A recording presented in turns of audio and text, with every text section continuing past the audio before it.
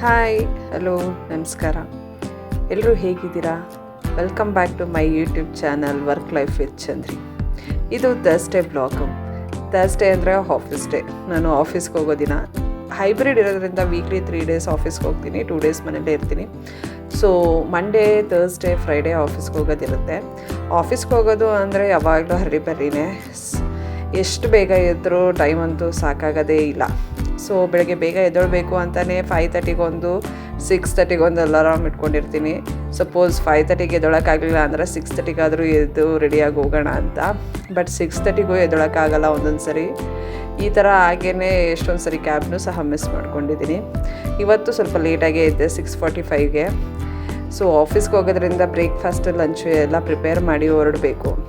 Alarm ಹೊಡ್ಕೊಂಡಿದ್ದ ತಕ್ಷಣ ಎದ್ದೇಳಬೇಕು ಅಂತ ಒಂದು ಕಡೆ ಅನಿಸಿದ್ರೆ ಇನ್ನೊಂದು 5 ನಿಮಿಷ ಮಲ್ಕೊಬೇಕು ಅಂತ ಅನಿಸುತ್ತೆ.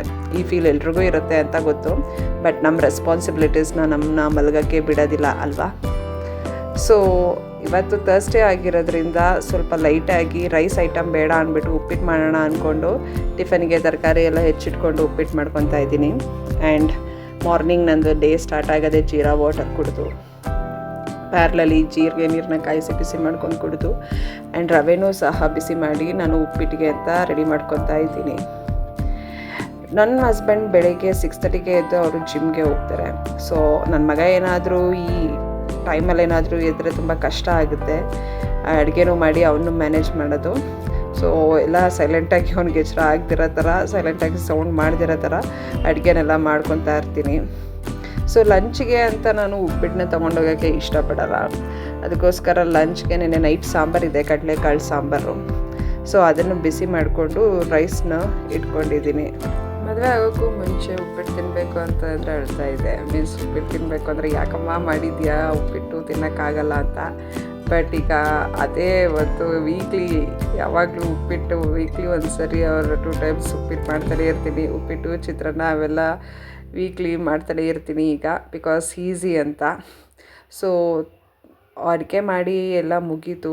ಈಗ ಏನು ಮಾಡಬೇಕು ಅಂದರೆ ಮನೇನ ಗುಡಿಸ್ಬಿಟ್ಟು ಸ್ವಲ್ಪ ಸ್ನಾನ ಮಾಡಿ ನನ್ನ ಬಟ್ಟೆ ಐರನ್ ಮಾಡಿಕೊಂಡು ಪೂಜೆ ಮಾಡಿಬಿಟ್ಟು ಹೋಗಬೇಕು. ನನ್ನ ಮಗನ ಆಟ ಆಡೋ ಅಂತ ಅಂದರೆ ಸೈಕಲ್ ಕೊಡಿಸಿದ್ರೆ ಅವನು ಆ ಸೈಕಲ್ನೆಲ್ಲ ಸೀಟೆಲ್ಲ ಕಿತ್ತಾಕಿ ಫುಲ್ಲು ಅದನ್ನು ರೈಡ್ ಮಾಡದಿರೋ ಥರನೇ ಆ ಸ್ಥಿತಿಗೆ ತಂದಿಟ್ಟಿದ್ದಾನೆ. ಆಟ ಸಾಮಾನು ಆಟ ಆಡೋ ಅಂದರೆ ಅವ್ನು ಆಟ ಆಡೋಲ್ಲ. ಫುಲ್ ಅವ್ನು ಕೋಪ ಬಂದಾಗ ಎಲ್ಲ ಎಸ್ತು ಮನೆ ತುಂಬ ಎಲ್ಲ ಅವ್ನ ಆಟ ಸಾಮಾನೇ ಬಿದ್ದಿರುತ್ತೆ. ಅದನ್ನೆಲ್ಲ ಎತ್ತಾಕಿ ನಾನು ಕಸ ಗುಡಿಸಿ ಆಫೀಸ್ಗೆ ಹೋಗೋ ಅಷ್ಟಕ್ಕೆ ನನಗೆ ಇನ್ನೊಂದು 10-15 ನಿಮಿಷ ಎಕ್ಸ್ಟ್ರಾ ಟೈಮ್ ಬೇಕಾಗಿರುತ್ತೆ. ಸೊ ಕಸ ಎಲ್ಲ ಗುಡಿಸಾದ್ಮೇಲೆ ಇನ್ನೇನು ಸ್ನಾನ ಮಾಡೋಕ್ಕೆ ಅಂತ ಹೊರಡೋಕ್ಕಿಂತ ಮುಂಚೆನೇ ನಾನು ಬಟ್ಟೆನ ಐರನ್ ಮಾಡ್ಕೊತೀನಿ. ಯೂಶ್ವಲಿ ಹಿಂದಿನ ದಿನವೇ ಐರನ್ ಮಾಡಿಟ್ಕೊಬೇಕು ಅಂತ ಸುಮಾರು ಸಲ ಅನಿಸಿರುತ್ತೆ. ಬಟ್ ಆದರೂ ಅವತ್ತಿನ ದಿನವೇ ನಾನು ಐರನ್ ಮಾಡಿಕೊಂಡೇ ಹೋಗಿರೋದು. ಇಲ್ಲಿವರೆಗೂ ಯಾವತ್ತೂ ಹಿಂದಿನ ದಿನ ನಾನು ಐರನ್ ಮಾಡಿ ಇಟ್ಟಿರೋದೇ ಇಲ್ಲ. ಎಷ್ಟೇ ಸತಿ ಅನಿಸಿದ್ರು ನಾನು ಅದನ್ನು ಚೇಂಜ್ ಮಾಡ್ಕೊಳ್ಳೋಕ್ಕೆ ಆಗ್ತಿಲ್ಲ. ಸೊ ಸ್ನಾನ ಮುಗಿಸಿ ಸ್ವಲ್ಪ ಪೂಜೆ ಎಲ್ಲ ಆದಮೇಲೆ ನಾನು ಲಂಚ್ ಬಾಕ್ಸ್ನ ನಾನು ಪ್ರಿಪೇರ್ ಮಾಡಿಕೊಂಡೆ. And ಟಿಫಿನ್ಗೆ uppittu ರೆಡಿಯಾಗಿತ್ತು. ಸೊ ಅದನ್ನೇ ತಿಂತಾಯಿದ್ದೀನಿ. ಯಾವಾಗಲೂ ಉಪ್ಪಿಟ್ಟು ತಿನ್ನುವಾಗಲೂ ಆ್ಯಂಡ್ ಎಲ್ಲ ಉಪ್ಪಿಟ್ಟು ಎಲ್ಲ ಬ್ರೇಕ್ಫಾಸ್ಟ್ ತಿನ್ನುವಾಗಲೆಲ್ಲ ನಾನು ನೋಡ್ಕೊತಾ ಇರ್ತೀನಿ ಕ್ಯಾಬ್ ಬಂತಾ ಅಂತ. ಸೊ ಇವತ್ತು ಕ್ಯಾಬ್ ಲೇಟಾಗಿ ಬಂದಿತ್ತು. ಸೊ ನನಗೂ ಎಲ್ಲ ಕೆಲಸನೂ ಮಾಡೋಕ್ಕೆ ಟೈಮ್ ಸಿಕ್ತು. ಆಫೀಸು ಸಹ 9:30, 9:45 ಎಲ್ಲ ನಾನು ರೀಚ್ ಆದೆ. ಸೊ ಥರ್ಸ್ಡೇ ಎಲ್ಲರನ್ನೂ ಆಫೀಸಲ್ಲಿ ಮೀಟ್ ಮಾಡಿ ಖುಷಿ ಆಯಿತು. ಮನೇಲಿ ಎಷ್ಟೇ ಕೆಲಸ ಮಾಡಿ ಹೋದ್ರೂ ಆಫೀಸಲ್ಲಿ ಫ್ರೆಂಡ್ಸ್, ಕೊಲೀಗ್ಸ್ನೆಲ್ಲ ಮೀಟ್ ಮಾಡಿದಾಗ ತುಂಬ ಖುಷಿಯಾಗುತ್ತೆ ಅಲ್ವಾ? ಏನೋ ಒಂಥರ ಚೇಂಜ್ ಇರುತ್ತೆ. ಅಲ್ಲಿ ಮಾಮೂಲಿ ಬ್ರೇಕು, ಟೆನ್ಷನ್ನು, ಮೀಟಿಂಗು ಎಲ್ಲ ಇದ್ರೂ ಅದರ ನಡುವೆನೂ ಫ್ರೆಂಡ್ಸ್ ಜೊತೆ ಮಾತಾಡಿದಾಗ ತುಂಬ ಖುಷಿ ಅನಿಸುತ್ತೆ. ಆ್ಯಂಡ್ ಸ್ವಲ್ಪ ತಲಾರಟೆ ಮಾಡಿಕೊಂಡು ಇವತ್ತಿನ ಮೀಟಿಂಗು ಕೆಲಸ ಎಲ್ಲ ಮುಗಿಸಿ ಆಫೀಸಿಂದ ಮನೆಗೆ ಹೊರಡೋ ಟೈಮ್ ಆಗೇ ಹೋಯಿತು ನೋಡಿ. ಸೊ 6:45 ನನ್ನ ಆಫೀಸಿಂದ ನಾನು ಹೊರಡೋದು. 6:45ಗೆ ಕ್ಯಾಬ್ ಹೊರಡುತ್ತೆ. ಅಲ್ಲಿಂದ ಹೊರಟು ಮನೆಗೆ ಬರೋಷ್ಟರಲ್ಲಿ ಒಂದು 8 o'clock ಆದರೂ ಆಗುತ್ತೆ. ಥರ್ಸ್ಡೇ ಅಂತೂ ಹೆವಿ ಟ್ರಾಫಿಕ್ಕು ಯಾವಾಗಲೂ. ಸೊ ಮನೆಗೆ ಬರೋದು ಆಲ್ಮೋಸ್ಟ್ 8 ಹಂಗೆ ಆಗಿಬಿಡುತ್ತೆ. ಸೊ ನಾನು ಯಾವಾಗಲೂ ಅಲ್ಲ, ಈಗ ಒಂದು ಸ್ವಲ್ಪ ದಿನದಿಂದ ನಾನು ಕ್ಯಾಬಲ್ಲಿ ಮಲ್ಕೊಂಡು ಬರ್ತಿದ್ದೀನಿ. ಅಂದರೆ ತುಂಬ ನಿದ್ದೆ ಮಾಡ್ತಿರ್ಲಿಲ್ಲ ಯೂಶ್ವಲಿ. ಈಗ ಸ್ವಲ್ಪ ದಿನದಿಂದ ಸ್ವಲ್ಪ ಕ್ಯಾಬಲ್ಲಿ ಒಂದು ಹಾಫ್ ಆನ್ ಅವರ್ ಆದರೂ ಮಲಗಿರೋಕ್ಕೆ ಟ್ರೈ ಮಾಡ್ತೀನಿ. ಸೊ ಅದೊಂದು ರಿಲೀಫ್ ಅನಿಸುತ್ತೆ. 8 ಗಂಟೆಗೆ ಮನೆಗೆ ಬಂದೆ. ಯೋಕ್ಷಿತು ಮನೆಗೆ ಬಂದ ತಕ್ಷಣ ನನ್ನನ್ನು ನೋಡ್ತಾನೇ ಇರ್ತಾನೆ. ಆ್ಯಂಡ್ ಯಾವಾಗಲೂ ಅವ್ನು ನಾನು ಬಂದ ತಕ್ಷಣ ನನ್ನ ಲಂಚ್ ಬ್ಯಾಗ್ನ ಈಸ್ಕೊಟ್ಟು ನಾನು ಬಾಕ್ಸ್ನೆಲ್ಲ ಸಿಂಕಿಗೆ ಹಾಕೋದೇ ಅವ್ನ ಕೆಲಸ. ಸ್ಟಾರ್ಟಿಂಗ್ ಒಂದು 10 ಮಿನಿಟ್ಸ್ ನಾನು ತಪ್ಕೊಳ್ಳೋದು, ನೋಡೋದು, ಅದನ್ನೇ ಮಾಡ್ತಾ ಇರ್ತಾನೆ. ಆಮೇಲೆ ಬ್ಯಾಗ್ ಇಟ್ಕೊಂಡು ಆಟಾಡ್ತಾ ಇರ್ತಾನೆ. ಅವನು ನನ್ನ ಮಿಸ್ ಮಾಡ್ಕೋತಾನೆ ಅಂತ ಅನಿಸುತ್ತೆ. ಬಟ್ ನಮಗೂ ಅದೇ ಫೀಲಿಂಗ್ ಇರುತ್ತೆ. ಏನೂ ಮಾಡೋಕ್ಕಾಗಲ್ಲ, ಕರಿಯರು ಬೇಕು ಅಂತ ನಾನು ಚೂಸ್ ಮಾಡಿದ್ದೀನಿ. ಸೊ ಎರಡನ್ನೂ ಚೂಸ್ ಮಾಡಿದ್ಮೇಲೆ ಈ ಕಡೆ ವರ್ಕ್ನು ಲೈಫ್ನು ಬ್ಯಾಲೆನ್ಸ್ ಮಾಡಬೇಕಾಗಿರೋದು ನನ್ನ ರೆಸ್ಪಾನ್ಸಿಬಿಲಿಟಿ ಆ್ಯಂಡ್ ನಾನು ಮ್ಯಾನೇಜ್ ಮಾಡಲೇಬೇಕಾಗುತ್ತೆ. ಅದಾದಮೇಲೆ ನಮ್ಮ ಅತ್ತೆ ಕೂಡ ಇವತ್ತು ಬಂದಿದ್ದರು. ಥರ್ಸ್ಡೇ ಫ್ರೈಡೇ ನಾನು ಆಫೀಸ್ಗೆ ಹೋಗೋದ್ರಿಂದ ನನ್ನ ಹಸ್ಬೆಂಡ್ ಒಬ್ಬರಿಗೆ ಅವ್ರನ್ನ ಮ್ಯಾನೇಜ್ ಮಾಡೋದಕ್ಕೆ ಕಷ್ಟ ಆಗುತ್ತೆ ಅಂತ ನಮ್ಮ ಅತ್ತೆ ಎವ್ರಿ ವೀಕ್ ಟ್ರಾವೆಲ್ ಮಾಡ್ತಾರೆ ತುಮಕೂರಿಂದ ಬೆಂಗಳೂರಿಗೆ. ಥರ್ಸ್ಡೇ ಈವ್ನಿಂಗ್ ಅವ್ರು ಮಧ್ಯಾಹ್ನದಂಗೆ ಅವ್ರು ಬರ್ತಾರೆ. ಸೊ ಅಪ್ಪು ಅಷ್ಟರಲ್ಲಿ ಸ್ಕೂಲ್ಗೆ ಹೋಗಿ ಬಂದು ಮಲಗಿರ್ತಾನೆ. ಸೊ ಈವ್ನಿಂಗ್ ಅವ್ರು ನೋಡ್ಕೊಳಕ್ಕೆ ಸರಿ ಹೋಗುತ್ತೆ. ಅದಾದಮೇಲೆ ಫ್ರೈಡೇ ಸಹ ನೋಡ್ಕೊತಾರೆ. ನಾನು ಫ್ರೈಡೇನೂ ಆಫೀಸ್ಗೆ ಹೋಗೋದ್ರಿಂದ. ಇನ್ನು ಮನೆಗೆ ಬಂದು 8 ಗಂಟೆ ಆಗಿತ್ತು. ಸ್ವಲ್ಪ ರೆಸ್ಟ್ ಮಾಡಿ ಅದೇ ಕಡಲೆಕಾಳು ಸಾಂಬಾರಿತ್ತು. ಸೊ ಅದೇ ಸಾಂಬಾರಿಗೆ ಮುದ್ದೆ ಮತ್ತು ಅನ್ನ ಮಾಡೋಣ ಅಂತ ರೆಡಿ ಮಾಡ್ಕೊತಾ ಇದ್ದೆ. ಫ್ರೆಶ್ ಅಪ್ ಆದಮೇಲೆ ಸ್ವಲ್ಪ ಫ್ರೂಟ್ಸ್ ತಿಂದೆ. ಸ್ವಲ್ಪ ಎನರ್ಜಿ ಬೇಕಲ್ವಾ. ಅಲ್ಲಿ ಆಫೀಸಲ್ಲೂ ಸಹ ಟೀ ಬ್ರೇಕಲ್ಲೂ ಸ್ನ್ಯಾಕ್ಸ್ ತಿಂದಿರ್ತೀವಿ. ಬಟ್ ಆದರೂ ಮನೆಗೆ ಬಂದಮೇಲೂ ಏನಾದರೂ ತಿನ್ನಬೇಕು ಅಂತ ಅನಿಸಿರುತ್ತೆ. ಸೊ ಸ್ವಲ್ಪ ಫ್ರೂಟ್ಸ್ ತಿಂದು ಮುದ್ದೆ ಮಾಡ್ಕೊಳ್ಳೋಣ ಅಂತ ರೆಡಿ ಮಾಡ್ಕೊತಿದ್ದೆ. ಕಡಲೆಕಾಳು ಸಾರಿಗೆ ಮುದ್ದೆ ಇದ್ದರೆ ಚೆನ್ನಾಗಿರುತ್ತೆ ಅಲ್ವಾ. ಆ್ಯಂಡ್ ಡೇಯಲ್ಲಿ 1 ಟೈಮ್ ಆದರೂ ನಾವು ಮುದ್ದೆ ಮಾಡ್ತೀನಿ. ಸೊ ಮುದ್ದೆ ಅನ್ನೋದು ಕಂಪಲ್ಸರಿ. ಈಗಲಿದೆ ಅಂತಲೂ ಅಲ್ಲ, ನಾನು ಮದುವೆ ಆಗೋಕ್ಕಿಂತ ಮುಂಚೆನೂ ನಮ್ಮ ಅಮ್ಮನ ಮನೆಯಲ್ಲೂ ಸಹ ಮುದ್ದೆ ಕಂಪಲ್ಸರಿ. ಡೇಯಲ್ಲಿ 1 ಟೈಮ್ ಅಂತೂ ಇರ್ತಿತ್ತು. ಸೊ ಈಗ ನಾನು ಮದುವೆ ಆದಮೇಲೆ ಇಲ್ಲೂ ಸಹ ಸೇಮ್ ಅದೇ ರೊಟೀನೇ ಫಾಲೋ ಮಾಡ್ತಾಯಿದ್ದೀನಿ. ಮನೇಲಿದ್ದಾಗ ಮಧ್ಯಾಹ್ನ ಹೊತ್ತು ಮುದ್ದೆ ಮಾಡ್ತೀನಿ. ಆಫೀಸ್ಗೆ ಹೋದಾಗ ಈ ಥರ ರಾತ್ರಿ ಹೊತ್ತು ಮುದ್ದೆ ಮಾಡ್ತೀನಿ. ಸಪೋಸ್ ಎವ್ರಿಡೇ ತಿನ್ನಲೇಬೇಕು ಅಂತಲ್ಲ, ಯಾವಾಗಲಾದರೂ ಟೈಮ್ ಸಿಗಲಿಲ್ಲ ಅಂದರೆ ಸಿಂಪಲ್ಲಾಗಿ ರೈಸ್ ಮಾಡಿಕೊಂಡು ಹಾಗೆ ಕಾಲ ಕಳೆಯೋದು. ಇವತ್ತು ನಮ್ಮ ಅತ್ತೆನೂ ಬಂದಿದ್ದರು. ಸೊ ಕಡಲೆಕಾಳು ಸಾಂಬಾರಿತ್ತು ಅಂತ ಮುದ್ದೆ ಮತ್ತು ಅನ್ನ ಎರಡನ್ನೂ ಮಾಡಿ ಇಟ್ಟಿದ್ದೀನಿ.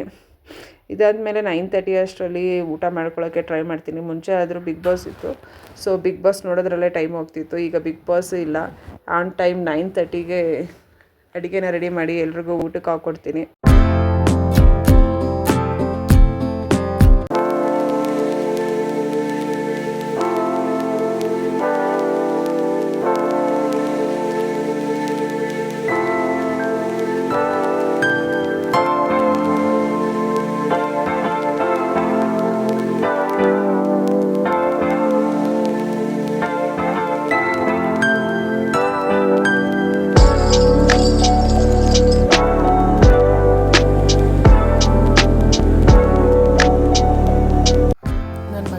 ಮಾಡಿಸೋದೇ ಒಂದು ದೊಡ್ಡ ಟಾಸ್ಕು. ಮುದ್ದೆ ಮಾಡಿದರೆ ದೊಡ್ಡ ಮುದ್ದೆ ಹಾಕು ಅಂತಾನೆ.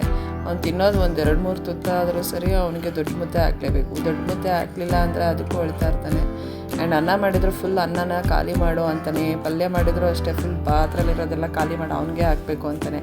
ಹಾಕಿದ್ದನ್ನು ತಿನ್ನಲ್ಲ. 1-2 ಸ್ಪೂನ್ ತಿನ್ಬಿಟ್ಟು ಸುಮ್ಮನೆ ಈ ಥರ ಆಟ ಮಾಡ್ತಾ ಇರ್ತಾನೆ. ಏನಾದರೂ ಒಂದು ಜಗಳ ನಮ್ಮ ಅಮ್ಮನ ತಲಹರಟೆ ಕಾಟ ಕೊಡಲೇಬೇಕು ಅಂತ ಫುಲ್ ಡಿಸೈಡ್ ಆಗಿಬಿಟ್ಟಿರ್ತಾನೆ ಅವನು ಯಾವಾಗಲೂ. ಈಗಲೂ ನೋಡಿ ಮುದ್ದೆ ಬೇಕು ಅಂತ ಮುದ್ದೆ ಹಾಕಿಸ್ಕೊಂಡ ತಿನ್ನಲಿಲ್ಲ. ಈಗ ಅನ್ನ ಹಾಕಿಸ್ಕೊತಿದ್ದಾನೆ. ಅದ್ರಲ್ಲಿ ಕಾಳಿರೋದನ್ನು ತಿನ್ಕೊಂಡು 1-2 ತುತ್ತು ತಿಂದಾದ್ಮೇಲೆ ಸಾಕು ಅಂತ ಇದ್ದು ಹೋಗ್ತಾನೆ. ಸ್ವಲ್ಪ ಹೊತ್ತು ಮೊಸರು ಬೇಕು ಅಂತಾನೆ ಮೊಸರು ಹಾಕಿದ್ರು ಆಮೇಲೆ ತಿನ್ನಲ್ಲ. ನೋಡಿ ಸಾಕು ಹೊಟ್ಟೆ ತುಂಬಿತು ಅಂತ ಈಗ ಹೋಗ್ತಾ ಇದ್ದಾನೆ. ಅಷ್ಟೇ ಒಂದು ಊಟದ ಕತೆ ಮುಗೀತು. ಅದಾದಮೇಲೆ ಊಟ ಎಲ್ಲ ಆದಮೇಲೆ ನಾವು ಸ್ವಲ್ಪ ವಾಕ್ ಮಾಡಿ ಮನೆ ಒಳಗಡೆ ವಾಕ್ ಮಾಡ್ತಿರ್ತೀವಿ. ಅವನು ವಾಕ್ ಮಾಡಿರ್ತಾನೆ. ಇವತ್ತು ಅವ್ರ ಅಜ್ಜಿ ಬಟಾಣಿ ತಂದಿದ್ದಾರೆ ತುಮಕೂರಿಂದ. ಸೊ ಬಟಾಣಿ ಹಿಡಿಯೋದ್ರಲ್ಲಿ ಅಜ್ಜಿ ಮೊಮ್ಮಗ ಫುಲ್ ಬಿಸಿ. ನಾನು ಹಿಡಿಬೇಕು ಅಂತ ಹೋಗ್ತಾನೆ. ಅದಾದಮೇಲೆ ಹಿಡಿಯೋಕ್ಕಾಗ್ತಿರಲ್ಲ ಅವ್ನ ಕೈಲಿ. ಹಿಡ್ದಿರೋದನ್ನ ಈಸ್ಕೊಂಡು ಅವನೇ ಬಾಕ್ಸ್ಗೆ ಹಾಕ್ಕೊಂಡು ಅದರಲ್ಲಿ ಸ್ವಲ್ಪ ಹೊತ್ತು ಆಟ ಆಡ್ತಿರ್ತಾನೆ. ಇದು ಬಟಾಣಿ ನಾಳೆ ಬೆಳಿಗ್ಗೆ ಟಿಫಿನ್ಗೆ ಪಲಾವ್ಗೆ ಹಾಕೋಣ ಅಂತ ಈಗಲೇ ಇಟ್ಕೊಳ್ತಾ ಇದ್ದೀವಿ. ನಾಳೆ ಟಿಫಿನ್ಗೆ ಪಲಾವ್ ಮಾಡಬೇಕು. ಸೊ ತರಕಾರಿ ಎಲ್ಲ ಈಗಲೇ ಹೆಚ್ಚಿಟ್ಕೊಳ್ಳೋಲ್ಲ, ಬೆಳಗ್ಗೆ ಎದ್ದು ಹೆಚ್ಚಿಟ್ಕೊತೀನಿ. ಬಟಾಣಿ ಮಾತ್ರ ಈಗಲೇ ಹಿಡ್ಕೊತಾ ಇದ್ದೀವಿ.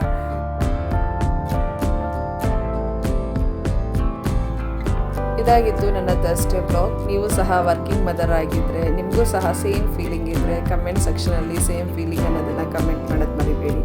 ನನ್ನ ವೀಡಿಯೋಸ್ ನಿಮ್ಗೆ ಇಷ್ಟ ಆಗಿದ್ದರೆ please do subscribe and like my videos.